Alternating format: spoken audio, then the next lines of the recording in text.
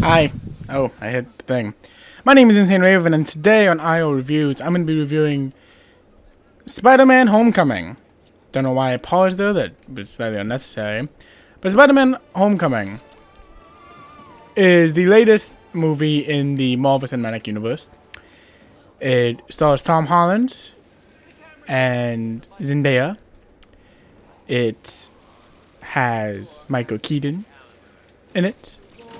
And that's pretty much all of the actors and actresses that I know that are in this movie. That doesn't mean it's bad. That just means that's the only people I memorized in this movie. And you know what? That's okay. Because I'm bad with memorizing shit. Now what the review's about. So let's talk about the movie. Now that awkward intro is out of the way. I had a lot of fun with this movie.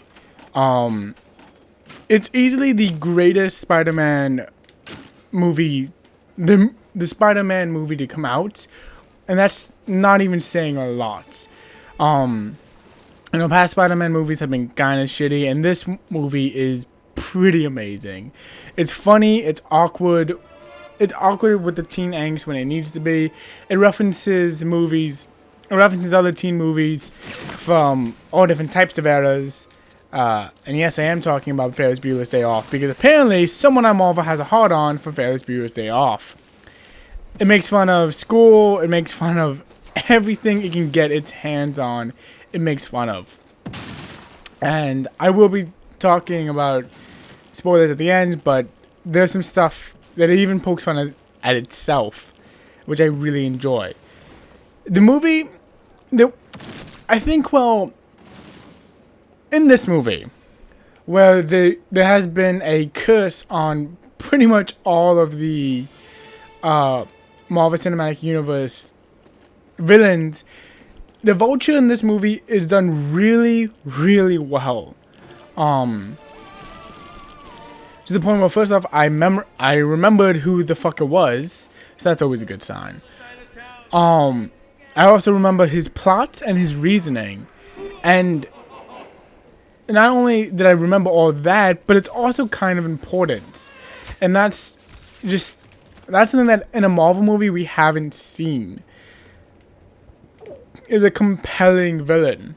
And whether or not you want to make the argument that it's just Michael Keaton doing a dumbed down version of his Birdman performance, I'll let you decide on that one. But personally, I feel that his performance is pretty solid, and everything in this movie kind of just works. The moments that are ripped straight from the trailer don't seem to come out of anywhere. They make sense. They're built up to where they're not just trailer moments. They are cinematic moments that were in a trailer, if that makes sense. This movie does just a lot right. The teen angst is there. The teen angst is there. The awkwardness of being in high school is there. The fact that Tony Stark is still a bit of a dick is there. And you have all these things that really just work within the confines of the movie. Just work. I feel like this is a movie that, maybe because we've seen Spider-Man so many times, or maybe it's because Spider-Man's finally come back to Marvel, that this is the movie that Marvel's been really working on and trying to craft for a while now. It's a movie that I actually cared about. And you could tell that Marvel cared about the movie just as much from their opening title sequence. Instead of just having the Marvel theme, they have the Spider-Man theme inside of the Marvel theme. And it is this beautiful recognition of, yes, Spider-Man is back and he's exactly where he needs to be. And from the moment that opening title sequence begins, and you can hear the Friendly Neighborhood Spider-Man song laced in with it, you know that this is going to be a movie that you've been waiting for. Personally, I feel that the Marvel movies nowadays get too much love that isn't really earned and isn't deserved, because they're, at this point they've been pretty mediocre movies. That isn't the case anymore with Spider-Man Homecoming. And I couldn't be more happy to say that.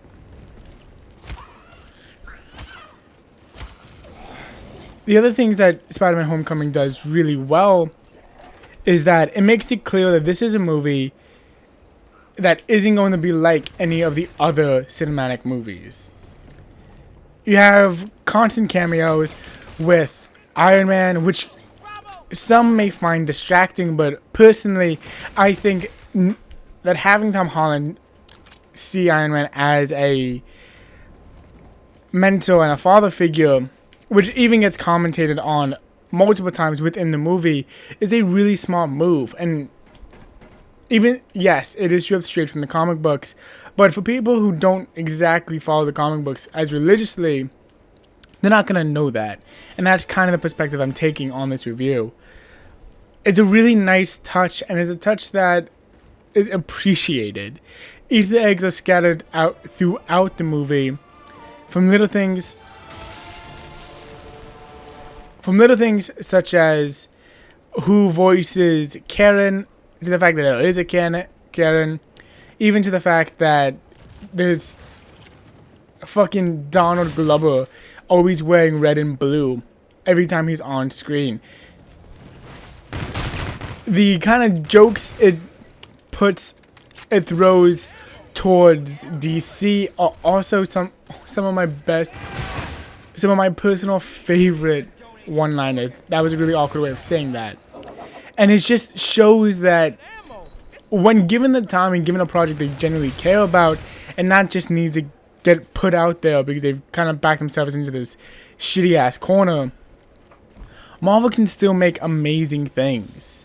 And I think this movie, if anything, for me personally, was a movie that needed to prove that again. Because I've done Doctor Strange, I've done Guardians of the Galaxy 2, and I've done a bunch of other Marvel movies on this show. And for the most part, I've kind of started to hate Marvel. It's called Range, Sally. But this movie, however, gives it back. It gives me the nostalgia and the love for the characters that I've kind of been wanting for a while. And I'm so excited to say that I loved this Marvel movie, especially when I haven't for such a long time.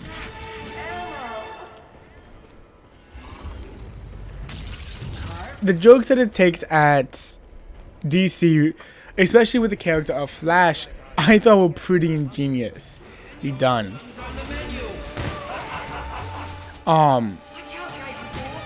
They're done in a way that seems logical and are really just a bunch of fun to kind of listen to. There's a joke regarding Flash where a teacher goes, you know, it's not just good enough to be fast if you're always messing up.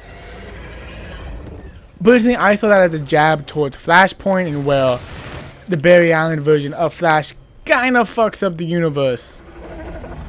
But that might just be too much of a deep cut, and I'm giving it too much credit.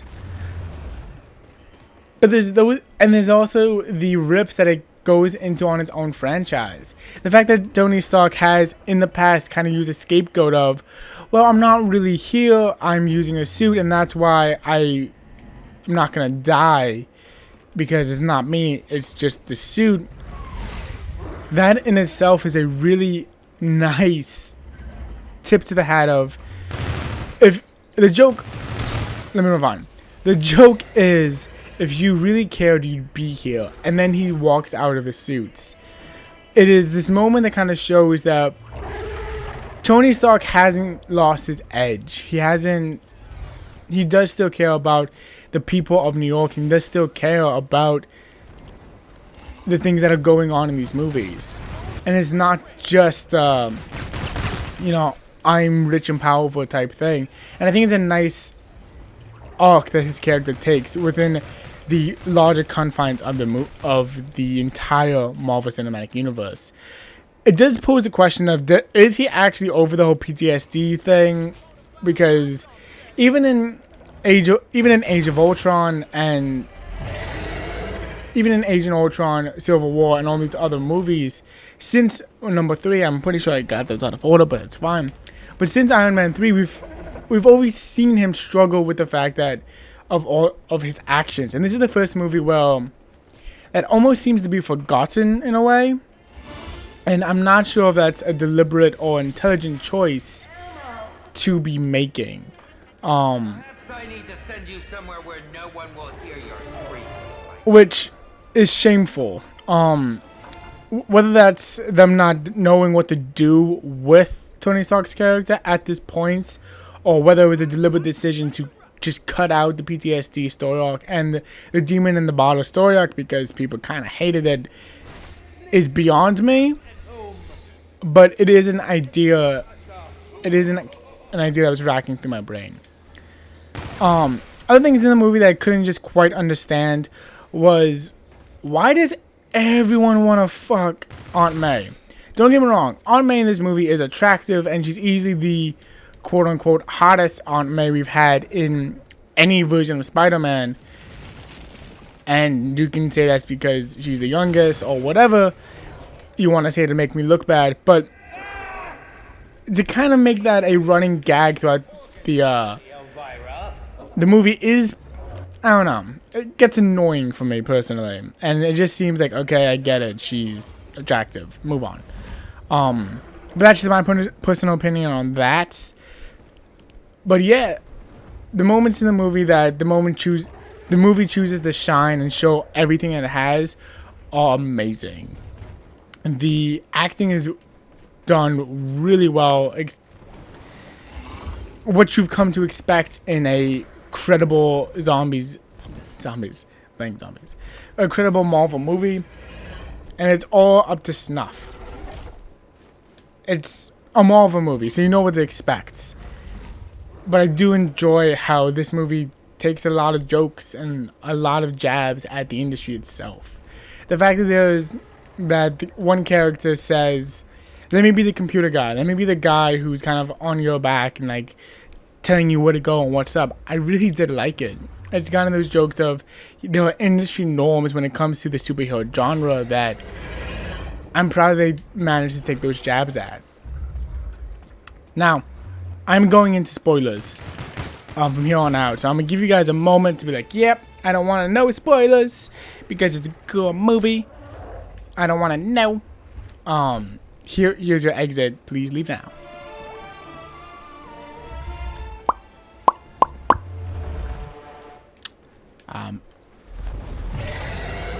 I'm assuming you're gone if you're still here. I'm assuming if you're still here, you don't care about spoilers. So, spoilers. Let's talk about it. Because don't sue me, Red and Link. Please. Okay, so let's go through this. The movie kind of hits its climax with the boat scene. The scene from the trailers. In his attempt to be seen as an adult and as an actual hero, and not just a one-trick pony, Spider-Man kind of fucks up big time, and he causes that destruction of the boat that we see in the trailers. And in retaliation, Tony Stark takes back the super Spider-Man suits that he's been wearing pretty much the whole movie, and you gotta form a relationship with because there's a voice in it named Karen. So without his super Spider-Man suits, he's resorted to using back his kind of shitty DIY. What's a hard DIY costume that is shitty and is understandably so. And he faces off and he goes to Homecoming. He has bagged a date with the girl of his dreams, and it's all very sweet. The problem is that this girl's dad, Liz's dad is a Vulture, and it creates this very tense moment of, I didn't even consider that shit. Now, you could say that this is an old school movie trope, an old Spider-Man trope at this point, where the villain is someone close to Peter Parker's dad or family member. You have Gwen Stacy in Amazing Spider. You have Gwen Stacy's dad and Gwen. In the Amazing Spider-Man, you have Green Goblin in Spider-Man, and I'm pretty sure now you have this guy being Vulture. You can say it's a running gag for Spider-Man, but honestly, I wasn't even thinking about it, and it makes perfect sense. Not just in a it's a Spider-Man thing, but in a how better to show the fact that Peter Parker is kind of ripping himself apart with this duality of, do you want to be a hero or do you want to be normal? Then have his villain, then have the main villain be the parent, that's a weird way of saying that, of his quote-unquote normal dates. And personally, I loved it. I love that idea, and I love how it's executed, because you don't know until the very last moments, until the very last moments before the big fight. It's not something that gets built up on, and it's something that you understand going into the big fight, that it's gonna be a personal hit job. It's not, it can't be any other way at this point, unfortunately so. The final fight starts with Spider-Man tracking down the Vulture and his villainous lair, and the Vulture dropping a fucking building on our boy Spidey. And Spidey, as he goes down, is stuck underneath this building, and he kind of has to face this: am I a character enough to be able to get out of this situation? He's close to giving up, and he's begging for help, and he very much looks down and out until he sees a reflection. Of half himself and half the mask, where Tony Stark's voice come above him saying, "If you need the suit to be who you are, you're not worth it," or something along those lines. There's any exact quotes? Get off my back. I'm not perfect. And it just is really nice moment, which, even though you could say it's cliche, because Spider-Man always loses his mask in some way, shape, or form, it's another one of those Spider tropes. I'd argue that, yeah, but it is part of Spider-Man. It's part of that duality that he faces as a teen and as a teenage superhero. So it's something that I just really enjoy, that I keep bringing back. So given all that, the final fight goes down, and you have this moment where Peter is given the chance to kind of either kill or save Vulture, and a lot of the things that Tony Stark has programmed within the suits are to kill. They are specifically designed to kill. And the fact that we have this moment of Peter Parker deciding, do I want to be just like him, or do I want to be basically my own person in this? And he chooses his own person. And there's this really great moment where he saves him, and the teenager isn't a killer, which is nice. After the main fight, you see Tony Stark kind of pull him aside, and Happy finally making a full return, which is always nice. Because that's something you just haven't seen since Iron Man 2 was Happy get off his ass and actually be a mainstay character. Yeah, he was in Spider-Man. He was in Iron Man 3 where he got injured, but yeah, fuck that. No, I mean an actual character, not just an emotional tie. This is the first time I kind of see that happen, and it feels really nice to see this old school character in the Marvel Cinematic Universe kind of come back and do something. So he brings him back to the new Avengers warehouse, which is weird because I thought up to this point that everyone was kind of settled in, but apparently that's not the case, and it's kind of confusing with the whole timing situation of when the fuck this movie takes place. But you know, whatever.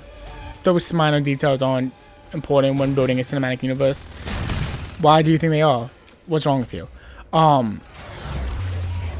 And he's given this brand new, almost robotic spider suit. And personally, I think the new spider suit looks really fucking stupid. So I'm, needless to say, really excited when Peter Parker is given this adult moment, and he gives up the suit, the brand new suits, and gives up the chance to come out publicly as an Avenger, choosing to be a quote-unquote your friendly neighborhood Spider-Man. And he's even kind of convinced that Tony Stark is just testing him again, and that that's all it was, when in reality it was him being asked to join the Avengers. And it's a really nice touch. You end up seeing Pepper Potts come back in for a quick cameo, which is nice because I know I personally was like, where the fuck is Pepper Potts? She was a big part in shaping Tony Stark's character, and she's just been MIA for a little bit. Like, what the fuck? So it's nice to see they brought her back in, even if it was for a quick cameo. I enjoy those kind of things. She comes back, and now they're fucking married or something. I'm not actually sure if they all married, but they're married or something. I don't fucking know. But Tony Stark announces that they're married to kind of save for the fact that they did have this big announcement that was going to be Spider-Man joining the Avengers, and instead, because he said no, they don't have that anymore. So it's a nice little touch. Now, usually I don't talk about the end credit scene at the end of these movies because a lot of times they're just fucking dumb and I kind of forget them. This one is kind of fucking perfect. There's only two. There's one in the middle after the big flashy credits, and then one at the end of the actual credits. Which, I don't care about the first one. You can go talk to someone who knows everything that was happening in that scene, who was who and what was what in that scene. I'm not that guy. Sorry. I want to talk about the second end credit scene. The credit scene you waited until the very end of the Marvel credits to watch. These have, in the past, been the most disappointing part of the movie because people expect something to see something really fucking cool. After all, they waited to the very end of all of the credits to see this, and a lot of times they've kind of just been really stupid inside jokes that just don't make the wait worth it. And it seems Marvel's kind of caught on to that being the general reaction to the end credits scenes, because in this one you have a Captain America cameo where he's been, up to this point in the movie, he's kind of been this instructional video character for the high school, where he kind of comes in and teaches things like sex ed and other really dumb things that personally don't make any goddamn sense to me, but it does, like, if you think about it in the world and how it actually works, it kind of makes sense. But whatever. So there's that, and he comes in and he starts talking about patience and why patience is important, and why sometimes even if you have patience, the final product isn't worth it, even though you waited all this time. And personally, I just really loved it. I was laughing my ass off at this trailer, even though it was directly making fun of me because I had stayed until that trailer. I love the fact that it really seemed that DC, ooh, that was a bad mistake, that Marvel was in on the joke at this point. They understand that the end credit scenes were kind of bullshit, and I love the fact that they took the hits. But other than that, I don't have anything else to talk about. Pretty much, I thought this was the best MCU movie in a while. It was the best Spider-Man movie by far. nailing the teen angst, nailing the fact that this is really supposed to be uncomfortable and all those kinds of things. And personally, I loved it. I loved the fact that MJ in this movie is kind of portrayed as this emo fuck it all kind of character, which I've never read the comics. It's a different take on the character, but I do think it is a very 21st century. It's a very millennial take, a very now take on the character, and personally, I enjoy that. You might not because you're a comic purist, and you know what, I get that, but personally, I enjoyed that. I enjoyed hearing this character who doesn't reveal everything all at once and has much more going on underneath than she initially shows. I loved that, and I love that we kind of got that character in Zendaya's MJ. You don't even find out that she is MJ until like the very end of the movie, so that's also another really cool thing. But yeah, now I have nothing else to talk about. Now that I've just talked about for 2 full minutes about MJ, I don't have anything else to talk about. I want to thank you guys for watching and for being a part of this. Let me know what you guys thought in the comment section down below. Do you agree with me? Do you disagree with me? Do you think I'm being stupid? Do you think because I fucked up all those times in this video, and I'm not going to edit any of them out because why the fuck would I don't have a right to talk because I obviously have no idea what the fuck I'm talking about. Let me know in the comment section down below, and I'll see you in my next video.